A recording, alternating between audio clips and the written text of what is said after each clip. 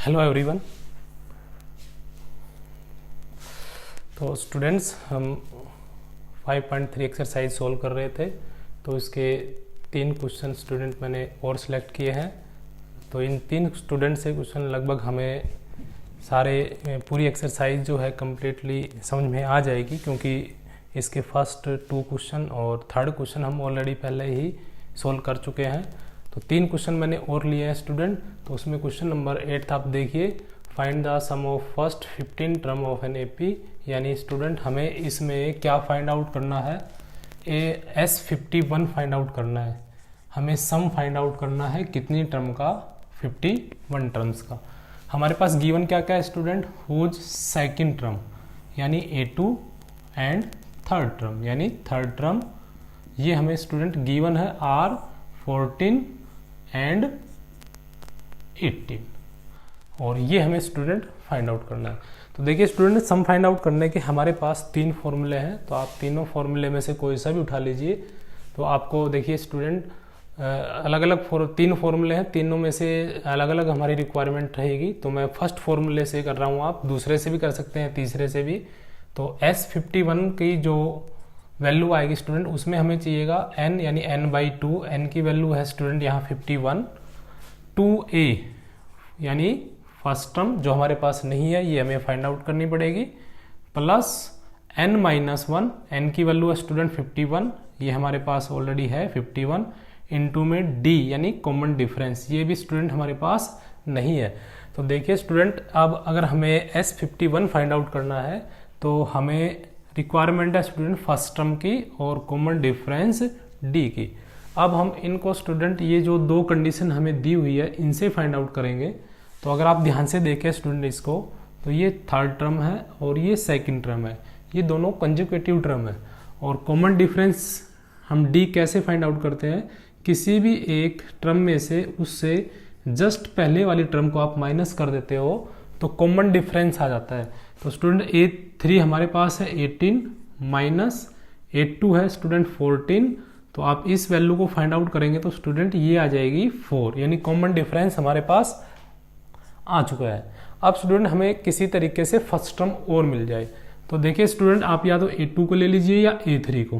तो स्टूडेंट मैं यहाँ पर A3 को ले रहा हूँ, तो आप A2 को भी ले सकते हैं। A3 can be written as A + 2D, और A3 की वैल्यू स्टूडेंट है हमारे पास 18 इक्वल टू, फर्स्ट टर्म हमें फाइंड आउट करनी है 2 इंटू डी की वैल्यू स्टूडेंट हम ऑलरेडी फाइंड आउट कर चुके हैं 4। 18 is equal to A + 2 into 4 8, और यहाँ से स्टूडेंट जब आप A की वैल्यू फाइंड आउट करेंगे तो ये आएगा 18 - 8 and this is A is equal to 10। तो स्टूडेंट A की वैल्यू हमारे पास कितनी आ गई, 10 आ गई। तो ये वैल्यू भी हमारे पास आ चुकी है। अब आप इसमें पुट कर दीजिए 51/2 इंटू A यानी फर्स्ट टर्म कितनी है स्टूडेंट 10, प्लस n-1 यानी 51 - 1 कितना हो जाएगा 50 into value of D is 4।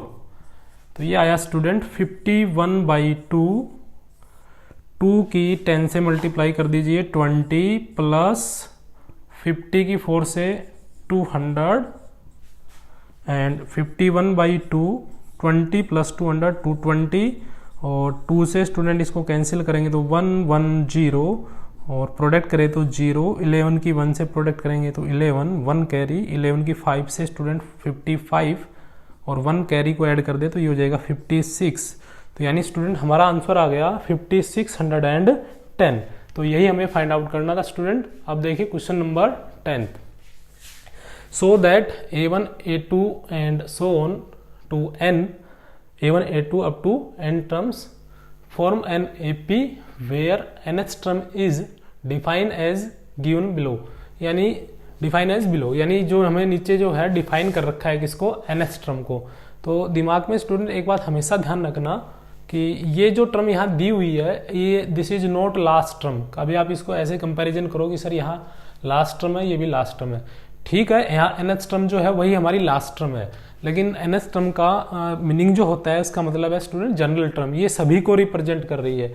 यानी nth टर्म का मतलब है स्टूडेंट, यहाँ से अगर मेरे को फर्स्ट टर्म फाइंड आउट करनी है तो n के स्थान पर अगर मैं 1 रख दूंगा तो स्टूडेंट मेरे को फर्स्ट टर्म मिल जाएगी, यानी ये आएगी 3 + 4 × 1, तो ये आ जाएगी 3 + 4 और ये आ गई स्टूडेंट कितनी 7। ऐसे ही स्टूडेंट मेरे को A2 फाइंड आउट करना है, तो यहाँ n के स्थान पे कितना रख दूंगा मैं 2, तो मैंने यहाँ भी 2 रख दिया, यहाँ भी मैं 2 रख रहा हूँ, तो ये आएगी 3 + 4 × 2, तो ये आएगी स्टूडेंट 3 + 8 यानी 11। ये आई थी स्टूडेंट फर्स्ट टर्म, ये आ गई सेकंड। ऐसे ही A3 यानी थर्ड टर्म, तो n के स्थान पे हमने कितना पुट किया 3, तो यहाँ भी रखेंगे 3 + 4 × 3, ये आ गया student 3 + 12 and this comes out 15। ऐसे स्टूडेंट हम A4 भी फाइंड आउट कर सकते हैं, A6, A5, A6 and so on, और nth टर्म भी फाइंड आउट कर सकते हैं, लेकिन nth टर्म हमें ऑलरेडी गिवन है। अब स्टूडेंट हमें ये देखना है कि ये जो हमारे पास लिस्ट आई है ये AP है या नहीं है, क्योंकि हमें चेक करना है, सो दैट हमें प्रूव करना है कि ये AP में है या नहीं, यानी ये AP में हमने प्रूव करना है, ठीक है, शो करना है, प्रूव करना है कि ये AP में है। तो AP में है या नहीं है ये हम कैसे चेक करते हैं, कॉमन डिफरेंस D निकाल के। तो देखिए स्टूडेंट यहाँ पर हम D निकालें, तो D निकालने के हमारे पास फॉर्मूले हैं, आप A2 में से A1 को सब्ट्रैक्ट कीजिए, A2 is here 11 minus A1 is 7, तो ये आया स्टूडेंट कितना 4। और स्टूडेंट अगर मैं D फाइंड आउट करता हूँ A3 - A2 करके, तो सेम आएगा, तो ये क्या बन जाएगा कॉमन डिफरेंस, और सेम नहीं आ रहा तो इसका मतलब ये AP में है ही नहीं, और अगर ये सेम आ जाता है तो ये किस में प्रूव हो जाएगी AP में। तो A3 में से यानी A3 is 15 minus A2 is 11, तो यहाँ भी स्टूडेंट कितना आ गया, ये 4 आ गया। इसका मतलब डिफरेंस जो है वो सेम आ रहा है, तो ये किस में है AP में। यस इट इज, या ये प्रूव करना था स्टूडेंट, चेक नहीं करना था हमें, तो आप यहाँ लिख देना yes it is in AP, या ये प्रूव हो चुका है, प्रूव्ड इट। तो अब हम आगे चलते हैं स्टूडेंट, इसमें एक कुछ और हमें से पूछा गया है कि आल्सो फाइंड S15, यानी प्रूव करने के बाद हमें क्या फाइंड आउट करना है, S15 फाइंड आउट करना है। तो S15 फाइंड आउट करने के लिए स्टूडेंट हम ये फॉर्मूला भी यूज कर सकते हैं, ये भी यूज कर सकते हैं, ये भी यूज कर सकते हैं। तो यहाँ मैं स्टूडेंट फॉर्मूला यूज कर रहा हूँ ये वाला, तो इस वाले को यूज करने के लिए हमें n की वैल्यू चाहिए जो कि ऑलरेडी गिवन है 15/2, 2a first term is student 7 plus n-1, n is 15, 15 - 1 into d is here 4, तो ये आएगा स्टूडेंट 15/2, 2 × 4 14 प्लस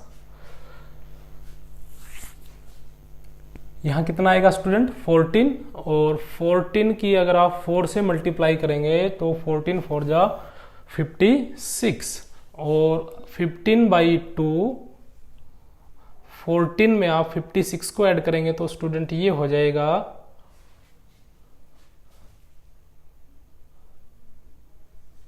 70। और देखिए स्टूडेंट यहाँ 2 से ये 70 कैंसिल, ये आ जाएगा कितना 35, यानी 15 × 35, और ये वैल्यू आएगी स्टूडेंट यहाँ से 15 क्या 5 से मल्टीप्लाई करेंगे तो 15 5 जा 75, 7 कैरी, और 15 3 जा 45, और 7 कैरी को आप ऐड करेंगे तो ये आएगा स्टूडेंट 5 to 5, यानी हमारे पास जो प्रोडक्ट आ गई वो आ गई स्टूडेंट 5 to 5, यानी S15 525, S15 हमारा आ गया स्टूडेंट 525। ऐसे स्टूडेंट जो सेकंड पार्ट है उसमें स्टूडेंट हमारे पास nth टर्म जो है वो दी हुई है 9 - 5n। तो इसमें देखिए स्टूडेंट बिल्कुल एज इट इज हमें ऐसे ही करना है, तो इसको मैं थोड़ा सा कर देता हूँ, आगे आप लोग कर लेना इसको। फर्स्ट टर्म क्या आएगी स्टूडेंट 9 - 5 × 1, ये आ जाएगी 4, A2 इज 9 माइनस आप यहाँ 2 रखिए 5 × 2, 9 - 10, और ये आगे स्टूडेंट -1, ये फर्स्ट टर्म, ये second term, and third term is 9 - 5 × 3, 9 - 15, और ये आगे स्टूडेंट -6। A4 भी आप फाइंड आउट कर सकते हैं, लेकिन यहाँ से हमारा काम चल जाएगा। तो पहले हमें इसको AP में शो करना है, तो A3 - A2, ये आ गया -6 - 6 में से 82 को माइनस करेंगे, नेगेटिव है तो ये हो जाएगी पॉजिटिव, माइनस कर रहे हो तो साइन बदल जाएगा, तो ये आया -5 and A2 minus A1, A2 is -1 और A1 इज 4 माइनस हो जाएगा, तो ये आएगी स्टूडेंट -5। तो देखिए स्टूडेंट A3 में से A2 को माइनस किया और A2 में से A1 को माइनस किया, तो जो डिफरेंस है वो सेम आ रहा है। सेम आ रहा है मीन्स ये किस में है, AP में है। AP में है तो अब हमें क्या फाइंड आउट करना है स्टूडेंट, S15। और ये स्टूडेंट आपने खुद करना है इस पार्ट को, क्योंकि ये ऐसा ही बिल्कुल एज इट इज पार्ट हम कर चुके हैं। अब हम स्टूडेंट चलते हैं क्वेश्चन नंबर 13।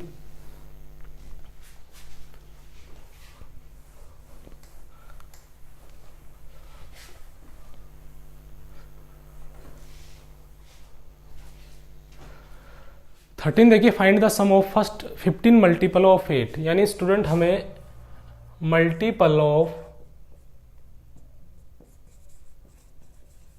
8 और वो भी कितने, फर्स्ट 15। आप ये भी कह सकते हो फर्स्ट 15 नंबर डिविजिबल बाई 8, यानी 8 से डिविजिबल होने वाली फर्स्ट नेचुरल नंबर आप बोले इनको, first 15 natural number divisible by 8, या आप ऐसे भी कह सकते हो फर्स्ट 15 मल्टीपल ऑफ 8। तो देखिए स्टूडेंट पहला जो सबसे फर्स्ट जो मल्टीपल होता है 8 का वो 80 होता है, नेचुरल नंबर की बात करें तो। फिर उसके बाद आता है स्टूडेंट 16, फिर आता है 24 एंड सो। तो स्टूडेंट यहाँ हम देखें तो फर्स्ट टर्म हो गई हमारे पास 8 एंड सेकंड टर्म हो गई 16, तो डी आएगा स्टूडेंट यहाँ से 16 माइनस 8 कितना 8, और हमें फाइंड आउट करना है स्टूडेंट कितनी टर्म का सम, 15 का। तो यानी n की वैल्यू हो गई 15। तो स्टूडेंट जो Sn का फर्स्ट फॉर्मूला है मैं यहाँ यूज कर रहा हूँ, Sn is equal to n/2 2a plus n minus 1 into D. अब जो वैल्यू आपके पास है वो आप इसमें पुट कर दीजिए। n की वैल्यू है स्टूडेंट हमारे पास 15/2, 2 इंटू a की वैल्यू है स्टूडेंट हमारे पास 16 प्लस n की वैल्यू हमारे पास है student 15 minus 1 and value of d is 8। तो सारी वैल्यू हमारे पास है, हमने इसमें पुट कर दिया है 15/2, 2 की इससे प्रोडक्ट करेंगे 16 से तो ये आएगा 32, और ये देखिए स्टूडेंट यहाँ आएगा 14, 15 में से 1 को सब्ट्रैक्ट करें इनटू में 8, तो ये आ जाएगा स्टूडेंट 112। और अगर हम इसको ऐड करें स्टूडेंट तो ये आएगा 15/2, 2 में 2 ऐड करें स्टूडेंट तो ये आएगा 4। अच्छा एक जो यहाँ में दिक्कत कर दी है स्टूडेंट, थोड़ी एरर कर दी है, गलती कर दी है, तो वो क्या है स्टूडेंट, देखिए ये तो ठीक है, यहाँ जो फर्स्ट टर्म रखी जाती है a की वैल्यू मैंने यहाँ 16 रख दी है, जबकि a की वैल्यू यहाँ 8 है। तो आप इसको ठीक कर दीजिए, यहाँ 8 तो यहाँ कितना आ जाएगा स्टूडेंट 16, और जब आप इसको ऐड करेंगे स्टूडेंट तो ये आएगा कितना 1, 6 प्लस 2, 2 प्लस 6 8, 1 प्लस 1 2, 128, और इसको आप कैंसिल करेंगे तो स्टूडेंट ये आएगा 6 पे चला जाएगा, 2 6 = 12 और 2 4 = 8, तो ये आया स्टूडेंट 15 इंटू 64, और आप इसकी मल्टीप्लाई करेंगे 15 4 = 60, 6 कैरी 15 6 = 90, और ये आ जाएगा कितना 96। तो ऐसे स्टूडेंट हमने क्या किया है, हमने फर्स्ट 15 मल्टीपल ऑफ 8 इनके सम का फॉर्मूला फाइंड आउट कर लिया है। इसको स्टूडेंट एक आप बिल्कुल छोटे से तरीके से ऐसे भी कर सकते थे।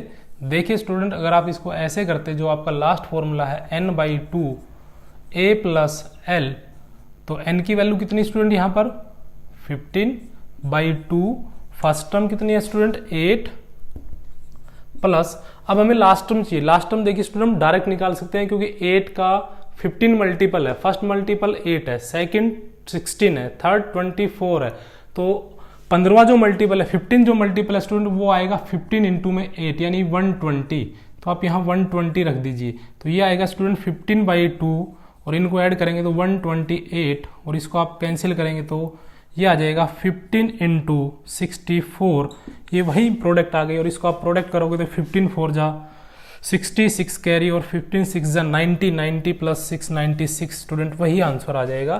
तो आप ऐसे भी कर सकते हैं स्टूडेंट, ऐसे भी कर सकते हैं, और इसके अंदर कुछ क्वेश्चंस और बचे हुए हैं, आप उनको जरूर ट्राई करें।